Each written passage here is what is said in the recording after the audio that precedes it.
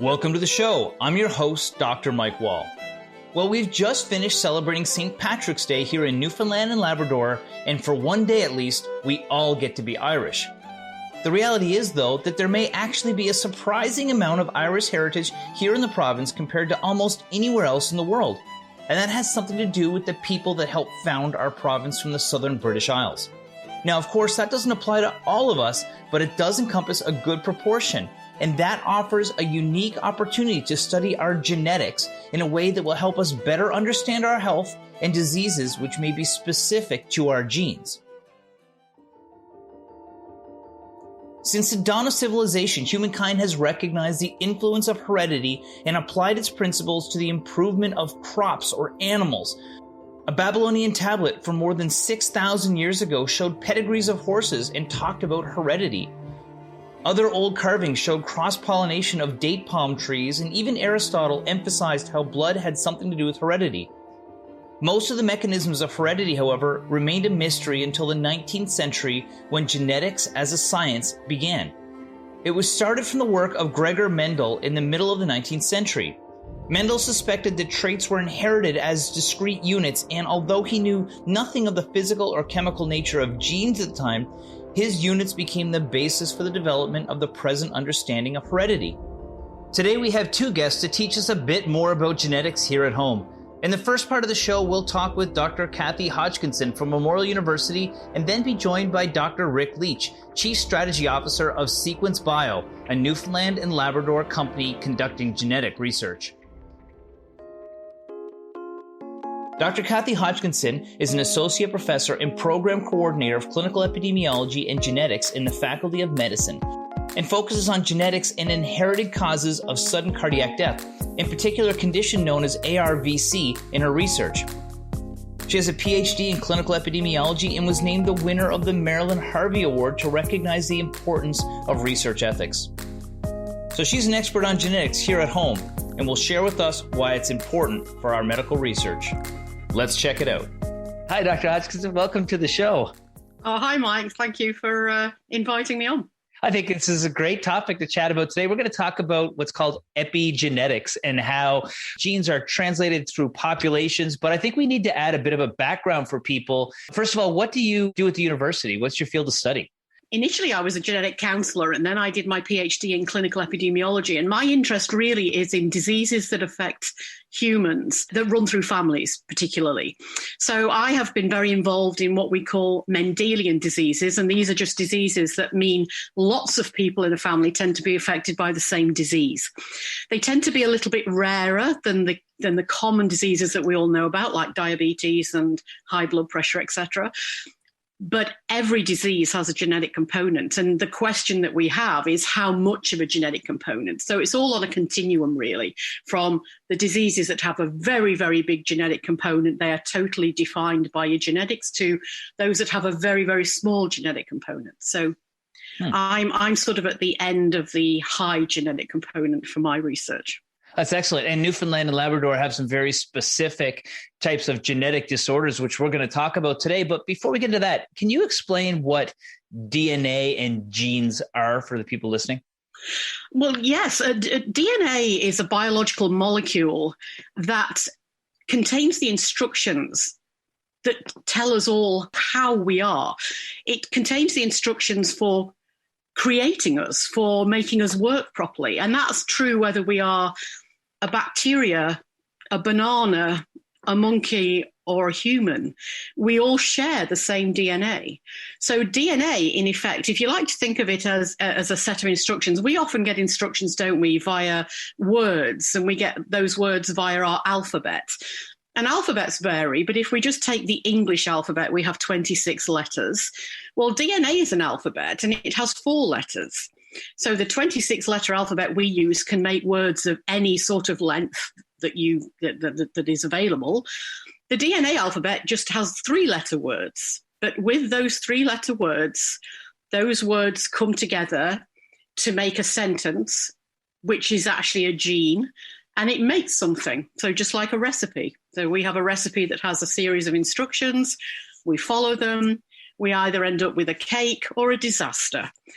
So Genes are very, very similar. We have just a different size alphabet and different length words. Right. And the order of those ingredients and how they're put into the recipe, again, will dictate what the end product is going to be. Exactly. And we all have, like anything else, there's lots of mistakes that we have in our written DNA. And those mistakes, as I say, it's a 4-letter alphabet. You can have an A, which I'll give you the letters are A, T, C, and G. So you could have a C that changes to a G, or a G that changes to a T, etc., and so on. And whether those changes have an effect is very variable. So we can have changes like that do nothing at all. And we can have changes like that have a massive effect. So the way I always like to think about it is Newfoundland has a strong religious background, a strong Christian background. So if we think of the Bible, for example, and the 10 Commandments, if we were to think of thou shalt not kill, if we were to miss out the T off that, so we would say thou shalt no kill, the meaning is still the same, where you're not to kill. If we missed out the word not, the meaning is totally different. Wow. So gene changes are like that. Gene changes can either have a massive difference, changes it completely, or changes it a little bit, but you still get the meaning, you still understand what it's saying, and it still does the job it's supposed to do. And we get our genes from our parents, correct? We do. And so, that's why there's some differences. My father was like almost 6 feet tall. I am obviously not almost 6 feet tall. How does it determine what traits we get from our parents? Well, we inherit. In fact, the one thing and I'll say this to anybody who's listening, the one thing we need to remember in terms of genetics, it's the easiest thing to remember, is that genes come in pairs. And so do your Levis and your Wranglers. And of course, I am dating myself then, because those were the top gene makes when I was younger. Levi's are so pretty cool. Knows what there are now. But genes come in pairs, and you get one of each pair from each parent. And of course, for some conditions, changes in a single gene make a difference. But in others, it's lots of little changes in different genes that make a difference. So height is one of those sort of features that is a continuous variable. It's like you can get very, very short people, very, very tall people, and most people sort of fit in the middle. So there are lots of genes that go to have an effect on height. So usually children are somewhere between either parent, but they can be further towards one parent or the other. It all depends on what those instructions are in each gene that you're getting from each parent. That's interesting. And, the other thing that's really, really important, I think, is when it comes to our predisposition towards certain diseases. And you sort of hinted on that, but there are ways that diseases and the genes can transfer within a population. So, for example, if a parent has 2 children, one child may have a disease, but it doesn't necessarily mean the other child is predisposed to those same sort of genes that will lead to that condition as well, correct? That's absolutely true. So even in the very, very genetic conditions, so these are conditions where of a pair of genes, one of them has a mistake in it. And when you inherit that gene with a mistake, you get the disease. That's the most genetic you can get. And even in those cases, you have a 50-50 risk as a child of that parent of inheriting that gene. So on average, half of the children of that parent will have the disease. And that is probably the most genetic you can get. Most things are not necessarily as genetic as that, so the risks are always lower. So it may be, for example, that for some diseases, having a relative with it might double your risk. But if your risk to start with was 1 in 10,000 and now it's 1 in 5,000, that's still a pretty low risk. So you have to really understand what the absolute risks are in order for you to have any real understanding of what that risk is to you. I want to get into the history of Newfoundland from the epidemiology side of things, but what is epigenetics itself? Well, epigenetics is slightly different, actually. So Newfoundland has a genetic history, which is of the people that came to colonize Newfoundland and the people who were already here. Any peoples, it's what is the gene pool of those peoples that we have? In other words, what genes did we have in order to populate the Newfoundland and Labrador population from that point forward? So the people that arrived, that was your gene pool. If others didn't arrive, let's say nobody else arrived and everybody who was going to arrived by 1799, then that's your gene pool. There's nothing added to it. It's just who mates with whom, how those genes are passed down, and that is the genetics of Newfoundland. If you think about it, I many years ago, my father was a great horse racing fan. I am not a horse racing fan anymore, but if you think of the thoroughbred racehorses, they started from 3 stallions and 40 mares, and that has never been added to. So that gene pool is very, very tight and very limited because it started from those 43 horses. So that's what we mean when we talk about a gene pool. Now, epigenetics is slightly different because epigenetics is the ability to actually express a gene. So a gene, in order for a gene to have an effect, it has to be read. It's like there's no point having a recipe that you don't read and make a cake from. It just sits in the book because nobody's doing anything with it. So epigenetics is the ability to actually be able to read the actual gene. So it's the ability to either express or not express that gene. So it's a slightly different issue. But no, the genetics of Newfoundland is primarily from the people who migrated here, English and Irish. But I think there's a lot more influence on that gene pool rather than just English and Irish. So Right. And so we've had Portuguese fishing and French settlers as well. There's First Nations as well. So there is a lot of different diversity that was there even when first colonization occurred. Absolutely.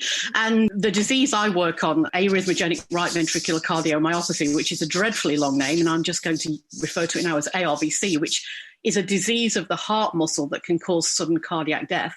We probably recognize that came from either Denmark or Norway or northern Germany, because we've looked in England and Ireland and we looked there several years ago, but we really haven't seen it in England and Ireland. But it's certainly present in northern Germany. It's present in Norway. It's present in Denmark. And not only is it present there, but it's the exact same genetic change. Mm-hmm. So all the families from Northern Europe and Newfoundland are all related. Right. They all relate back to a single ancestor somewhere between 300 and 600 AD. We're talking with Dr. Kathy Hodgkinson, who studies genetics here in the province and their link to our health. We'll be right back after this break. Welcome back. We're talking with Dr. Kathy Hodgkinson from Memorial University about genetic research here at home. Let's get back to the interview.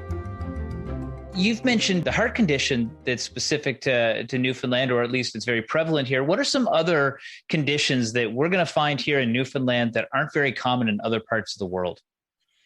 Well, we do have, a higher incidence of certain things in Newfoundland. ARVC is one of them. There may be some other heart conditions that also have maybe a higher incidence and or prevalence. Quite often we don't really know this because it's whether somebody's really looked at it in detail to know that. But we certainly have a very high incidence of colorectal cancer. A lot of colorectal cancer has a genetic component. We have a high incidence of certain recessive diseases like Bardet-Biedl syndrome, Batten syndrome, eye cell disease. There are certain diseases that we do seem to have a higher number of people than other parts of the world. And that, again, has come from the founder population and the fact that we had that limited gene pool in the first instance. Right. And the other thing it's kind of interesting that you said before was that some diseases are very dictated by our genetics and some are really dictated by, say, our lifestyle, for example, but may have a bit of a genetic component. Exactly. A term I've heard before is, predisposed doesn't mean predestined when it comes to a condition in many cases. How is the influence of our environment and our behaviors impact diseases along that sort of continuum you talked about? And that is a very interesting question and actually quite difficult to answer. For some genetic diseases, there is nothing you can do, in fact, to alter the fact that you're going to get it, other than by potentially not living long enough to get it. They're few and far between, thankfully. Coming a bit further down the spectrum, we have diseases that you will potentially be able to treat if you know you've got the genetic predisposition. not everybody who has the genetic predisposition will get the disease, but they're at very high likelihood to get it. So, for example, breast cancer and BRCA1 or BRCA2, we say that anybody who has one of those mutations has about an 80% chance in their normal lifetime, if they are female, of having breast cancer. Their risks are far higher than the general population, but it's not a given. But they might want to make a decision like Angelina Jolie did to have a prophylactic mastectomy to make sure that they never have that occurrence happen to them. Well, these are all, and the diseases vary according to how big that genetic component is and whether you can find the genetic cause in order to be able to know that you've got that and you know that you can do something about it. So before we get into the other side of the equation with things that are more influenced by behavior, but we may have more of a predisposition towards it, how do people find those genes that are the markers for those certain diseases? Newfoundland and Labrador is a place where some of the older techniques for gene finding can actually be very helpful. So having big families and being able to see everybody in the family, so you know who has disease or signs of disease versus who doesn't have disease and no signs of disease. And you can follow those across generations. They are one of the most powerful methods for gene finding. The other way people go about it is to do, in effect, a case control study where you collect people all with the same disease and you have a control group that doesn't have that disease. Sometimes that is and they can work very well as well, but there are lots of potentially different reasons why somebody has a disease. So, for example, ARVC in Newfoundland, we found a gene that causes that disease, but there are 13 genes known to cause that disease. So if you're doing a case study where you pick everybody with that disease and you put them together, you sort of miss the signal because there are 12 other genes there that might actually be causing that disease and you're looking for them. Right. So let me see if I got this straight. So what happens is this: if you study a whole family, then it's a high likelihood that the cause of that disease is that specific gene that's been transferred to the family. But if you study a bunch of random cases that have that disease, there might be several different genes caused by it. So the signal is clouded because it's not consistent with the same family. You've got that completely right, Mike. Thank you so much. That was really good. Okay. So, and you can marry these together. You can do the two things at the same time.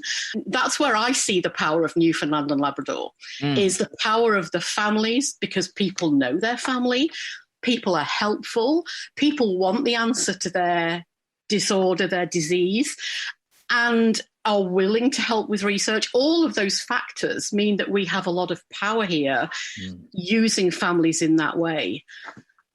Right. I think it's very interesting. I remember seeing you at an open house at the medical school where you pulled out a sheet of paper that was a family history for as far back as I could imagine. You've tracked some of these families right back to the beginning, have you not? Yeah, some of, and not only me, but Dr. Jane Green with her colorectal cancer families as well, and Andre McMillan with the cancer families. I mean, there are so many people. If I name them all, I'll be here all day. But these families, some of my families go back 12 generations, back to the late 1700s. And that data can be very helpful, particularly if you are looking at, for example, lifespan. Death is a date that is usually quite hardwired, rather than when did you first get a cough. It's something that we know about. So you can get data from past histories, from census data, from church records that absolutely inform you about how this works across time. Right. And diseases are complex, aren't they? Because not every disease affects everybody the same way. That's true of familial disease too. So even within a brother and sister sibship, not everybody who gets the gene mutation at the same time will get it as severe as everybody else. There's lots of variability, and I think that can be very confusing for people, is that variability. Sure. But that is because probably the other genes they inherit, and maybe their lifestyle, as you were talking about. how the external things that actually make a difference to how that gene works. That's super interesting. Well, you kind of alluded to it. It's a wellness show that I do here. And so when we look at some of the other conditions that may be very, very common in our society, we think about things like heart disease and diabetes. What role does genetics play in some of those diseases? But also, how important is it that we are healthy as we can be and maybe not stress that system? Yeah. The reality is, Mike, the biggest impact on health are usually the social determinants of disease. I'm a geneticist, so I focus on that genetic aspect. And I focus on diseases for which the genetics plays a very big role. But in reality, most diseases that affect us are diseases that are relatively common, that we can do something about. We can eat healthily, we can exercise, we can consume alcohol in a moderate manner, we can avoid tobacco and drugs, and all of those things will help all of those diseases. There is no doubt about that. Genetics will play a role in that we're all the product of our DNA. So how we respond to everything in our environment, in the way our bodies work, has a genetic sort of underpinning. But there is absolutely no doubt that some of the biggest things you can do, regardless of your background, is to do the healthy things that we know to be good. And I suppose as a community and a population is to deal with the social determinants of health that we know matter, that poverty and inequality and disenfranchisement of individuals matter in terms of how healthy people are. So I am at sort of one end of the scale of that research, which I've always been interested in genetics. I've been interested in it since I was a child. It married biology and history in a way that I absolutely adored. So I do focus on that very genetic signal, but there's no doubt the majority of what we deal with as humans has that external, the things we do, the things we eat, affect us and make us either healthier or not healthier.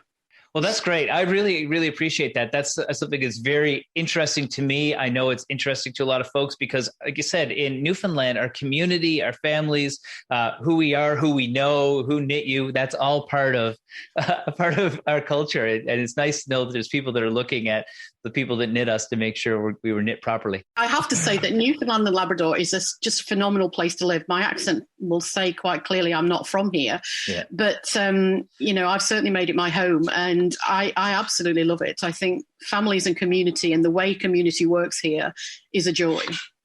So even when bad things happen, community rallies around and supports, and you can't say fairer than that, can you? You can't live in a better place. Well, that's perfect. Well, thank you so much for taking the time today.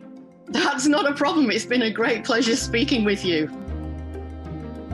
That's Dr. Kathy Hodgkinson, genetic researcher from Memorial University. When we come back, we'll talk with Dr. Rick Leach, Chief Strategy Officer of Sequence Bio, a Newfoundland and Labrador biotech company conducting genetic research. Welcome back. In this segment, we're joined by Dr. Rick Leach, Chief Strategy Officer of Sequence Bio, a Newfoundland and Labrador biotech company conducting genetic research. Dr. Leach's background is extensive. After getting his PhD from Ohio University, he continued his training as a fellow and scientist for the United States Department of Defense Division of Experimental Therapeutics. He has since gone on to become a senior executive at numerous multinational public and private biotech companies. He's spoken at the Personalized Medicine World Congress, presented a TEDx talk, lectured at the U.S. National Academies of Science, Engineering, and Medicine, been on Bloomberg TV, spoken at NASA, and the U.S. Congress. Let's just say he's a good person to talk about the work Sequence Bio is doing here in the province. Let's check it out. Hi, Dr. Leach. Welcome to the show. Hey, thank you very much for having me. Thrilled to be here. Well, it's a really interesting topic. We're talking about genetics today, and we're talking about the research that your organization does at Sequence Bio. But maybe you could give me a bit of background on how you got into the field of genetics. Sure, absolutely. So I got my PhD in molecular biology, and I studied certain, very complex aspects of human genetics as a graduate student. And I continued on as a postdoctoral fellow and visiting scientist at the United States Department of Defense and also at the National Cancer Institute, where I was really implementing new advanced technologies to help, push the frontiers of human knowledge back, as everybody does as a scientist. I began to work in the industrial side of science, where we were beginning to figure out how do we use human genetic information to help us with target identification for drugs, to make better drugs. That makes perfect sense. And we learned a little bit about how the genetic role of diseases in the first part of this show, but there's a couple terms that are really important to understand when you're looking at different population genetics. The first one is genetic admixture. Can you explain what that means? Sure. This is a really important concept, and it's very relevant for the work that's being done with Sequence Bio and Newfoundland and Labrador. Genetic admixture refers to the amount of basic variety, the amount of basic variation that exists in any population in a genetic or geographic area. It's not specific at all to humans. It happens to plants and microorganisms and any kind of animal that you could ever imagine. It's just the amount of background variation that exists over time. Mm-hmm. So the key feature about this is that when you have a breeding population of whatever in a given area, over time, new mutations, de novo mutations, become part of the population. That's how we all look different from each other, as opposed to being just clones looking exactly like each other. So over the hundreds and thousands of years and tens of thousands of years, these variations accumulate in populations, and it contributes to a certain amount of genetic background noise in the population. All this variety makes for very interesting people. Right. And that makes perfect sense. But then at the same time, there's also populations like Newfoundland, which have a relatively homogeneous population. So there's another term called population bottlenecks that we should go over. Sure. And the same phenomenon applies to every living thing on the planet, this bottleneck effect. And what that means is it's a natural occurrence whereby the amount of genetic variety in a population is reduced. So you could think of it this way. Imagine if you were a herd of caribou that had been breeding on an island for a long time, a defined geographic area. The amount of variation in that herd would increase over thousands of years. But if a famine came along and wiped out most of the herd and only a few individuals remained, well, the remaining individuals do not capture all the variety of the herd, just those individuals. So the total amount of genetic variation is reduced by this event. So it's happened in the humans a number of times. When the humans out-migrated from Africa, there were 2 land bridges leaving Africa and going into Eurasia. So for tens of thousands of years, the humans grew in population in sub-Saharan Africa, and that is the place on the earth where there is the greatest amount of genetic variation. But only a few individuals actually went across the land bridges into Eurasia to populate the rest of the planet. And so that represented the first bottleneck, restricting the number of genomic variants that left Africa. But this happens all the time with disease, with natural occurrences like volcanoes destroying, most of the population of an island, or earthquakes, or what have you.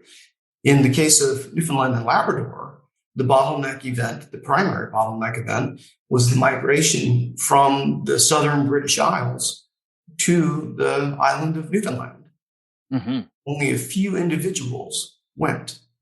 Right. And so that is actually called the founder population. Now, we know that there was First Nations that were here beforehand, and there was various countries that came in, but there was a relatively limited population that formed the original inhabitants of Newfoundland. Can you explain what the founder population is?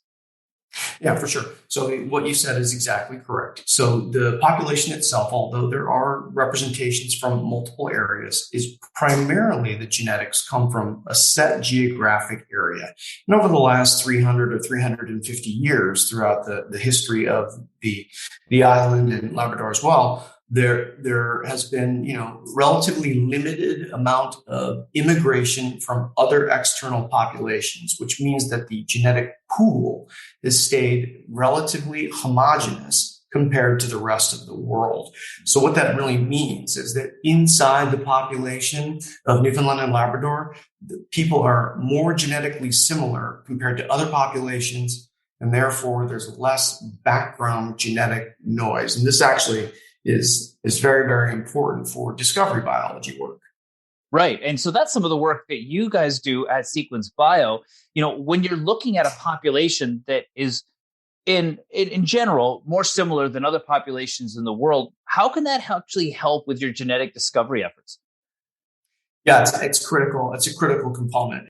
So the question is, how much more effective is it to work with the founder population? What's the net effect of reduced background noise to doing these studies? And there's published evidence to show that doing discovery work off of a founder population versus a highly admixed population, in other words, something you might find in the United States, is anywhere between 10 and 170 times more efficient and effective. In other words, if you had a discovery cohort of 1,000 people in Newfoundland and Labrador, you would need a discovery cohort of anywhere between 10,000 and 170,000 to get the same effect in some other population.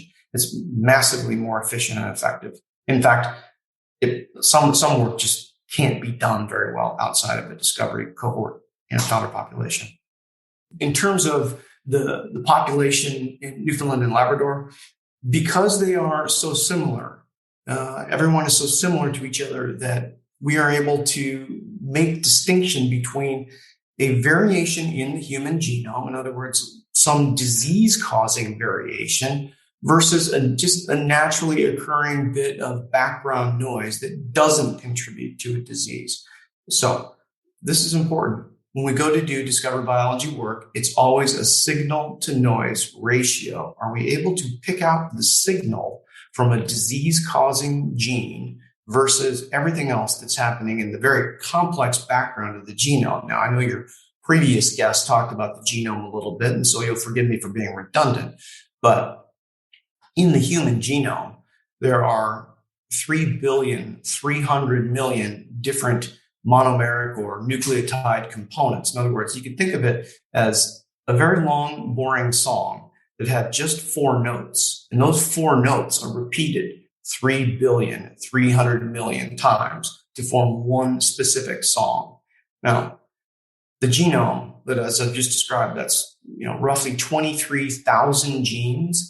And those genes are expressed. It's the set of information to make the human, to control how the human is born, grows, gets old, dies, all of that in the blueprints of the genome. So those 23,000 genes produce about 670,000 different proteins and millions of small molecules. So your body, the human body itself, is made up of trillions of cells and countless molecules. And yet the roots of the diseases that we face on a daily basis all around the world are rooted in these molecules. So we're looking for the differences between the people that have a given disease and the people that don't have a given disease. And if we can filter out all the background noise, we're able to see the signal of the disease better.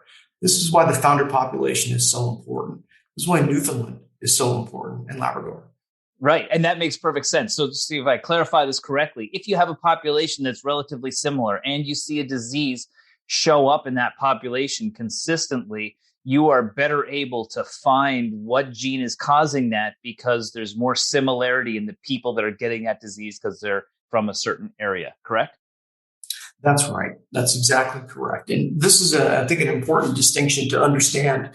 There may be a belief, and I don't believe that it's true, that there is excess disease in the population of Newfoundland and Labrador. I think that there may be some kinds of diseases that exist in higher prevalence in the province than the rest of the world, like colorectal cancer, for instance. But there's also some diseases that exist in lower prevalence in the province, like Alzheimer's disease. So I think all in all, the rate of disease in the province is about the same as the overall rate of disease as anywhere else in the world. The key for us as we begin to work with the people of the province is this founder effect. It's to get rid of the background noise of the genome so we can better identify those genes. That's Dr. Leach from Sequence Bio. We'll be right back.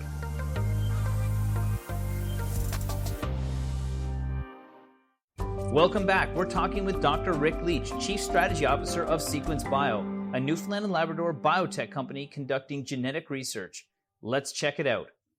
So, Dr. Leach, what's the role of genetic discovery when it comes to drug development? Because I got to think that if you can understand the makeup and the genes responsible for a condition, you'd better be able to find a treatment that's a little bit more applicable to that specific condition. Yeah, that's the fundamentals right there that you just said.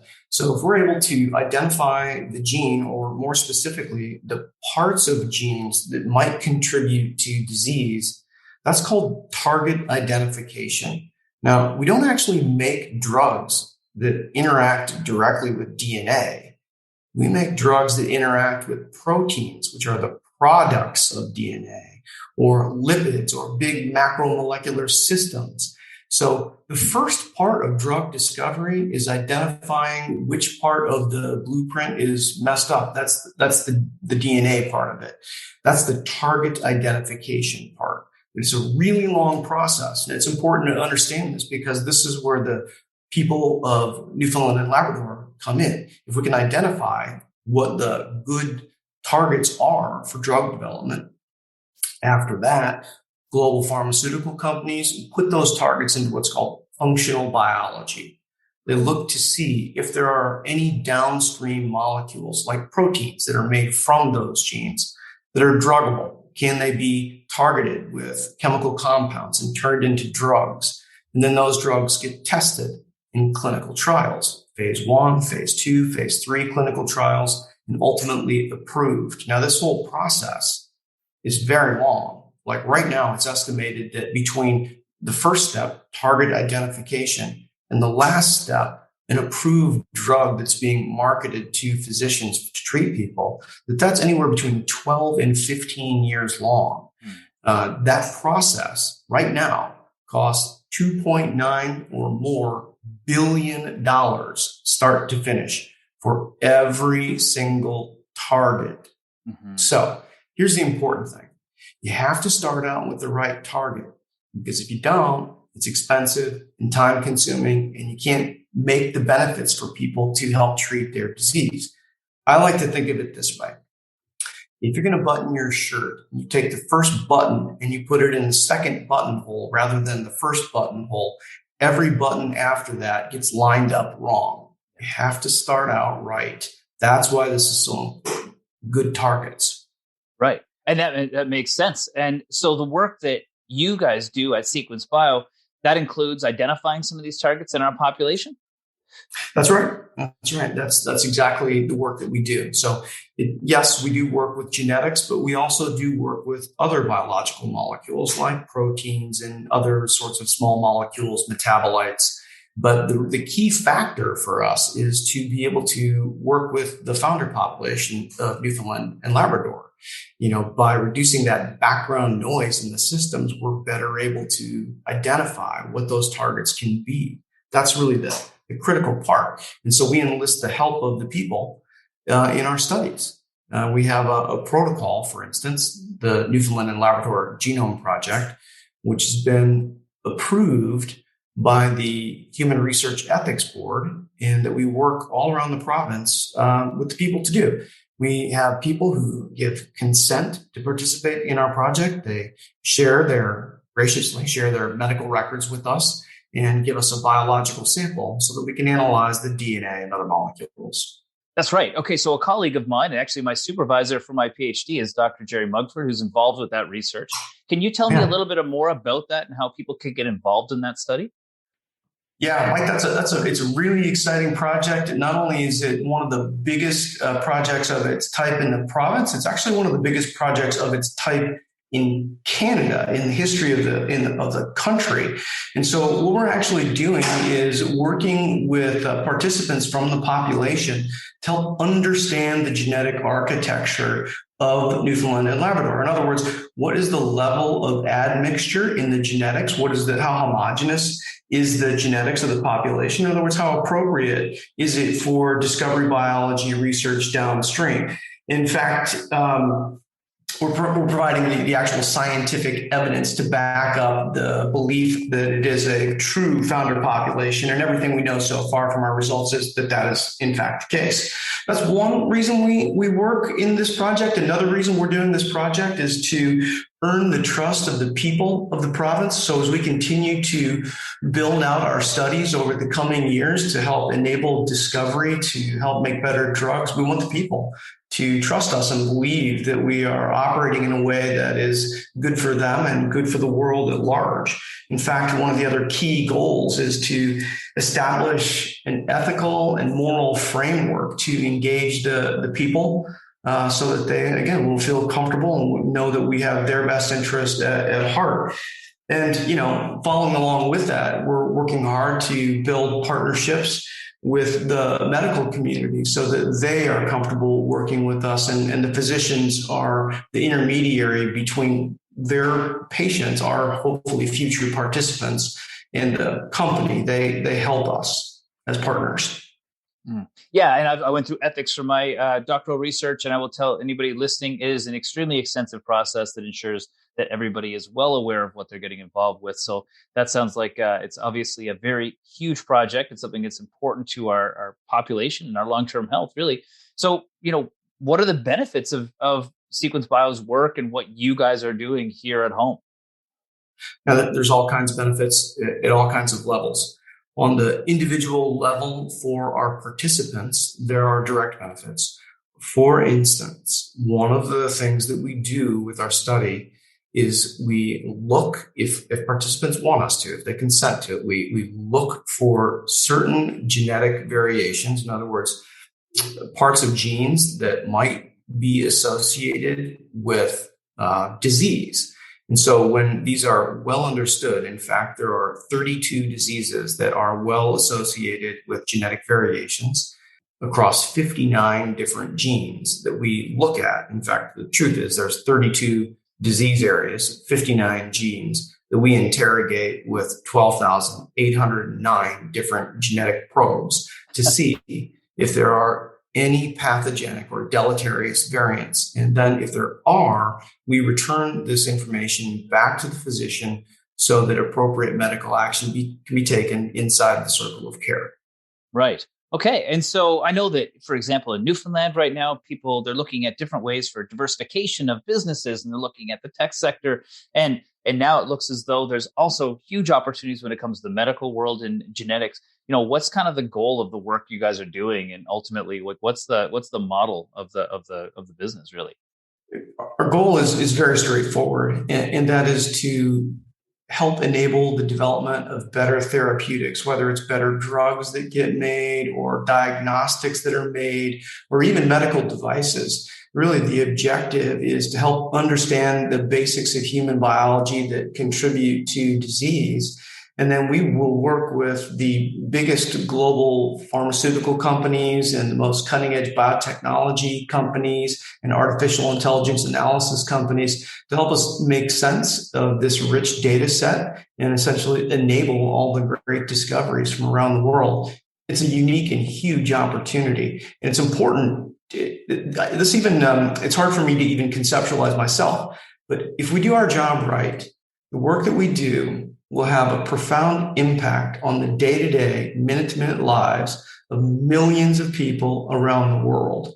Now, that's going to take some time. It's going to take a lot of investment from the pharmaceutical community and a lot of participation from the people of the province. But that is a real endpoint. Yeah, it's nice when you can accomplish two things. And same sort of thing is why I've always been involved in wellness. You get a chance to help people, but at the same time, you can have a roof over your head. Just a sort of outward-looking question here, because I know you've been involved in genetics since people started testing genetics. where is this going to take us? Like, what will we eventually be able to accomplish for our health, you think, in the very far future, if we continue down this path? Yeah, I don't even think it's going to be all that far. So what's happening right now all around the world as the cost to understand the sequence of the genome comes down, more and more sequencing gets done. More and more understanding about the human body in big data is identified. And so all of us, as part of our personal healthcare, will have a better analysis of our bodies and our genetics moving forward, implemented across all the healthcare systems around the world. I've done this sort of work for precision medicine for the last, since genome sequencing became available. And what it will mean to us is, as individuals, is that we'll have our genome sequenced once, twice, maybe many times during our lives, and we'll be able to identify any potential medical dangers that lie in front of us and get out before it and do preventive care rather than reactive medical care.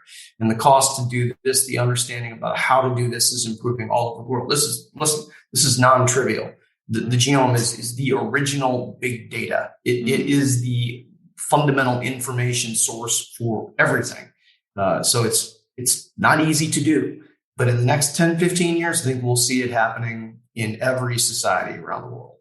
That's excellent. Well, we all know that taking care of your health before it gets bad is better. That's true healthcare as opposed to sick care. So it's nice to know that that's the direction that we're moving in a lot of ways. Dr. Leach, thanks so much for taking the time to share your research with us today. I found it super interesting, so much appreciated. Thank you. Happy to be on your show. Would love to come back sometime and talk about it more. 100%. I expect there's going to be lots of evolutions as we continue. Thank you to Dr. Hodgkinson and Dr. Leach for joining me today. It's amazing the work that's going on here at home and the impact it can have for people around the world. We're just starting to unlock the human genome, and it sounds like the research that will come from that will change the way we deal with our health. Well, thank you for joining me. That's today's episode. I'm your host, Dr. Mike Wall. We'll see you back here next week for another episode of the Wellness and Healthy Lifestyle Show on your VOCM.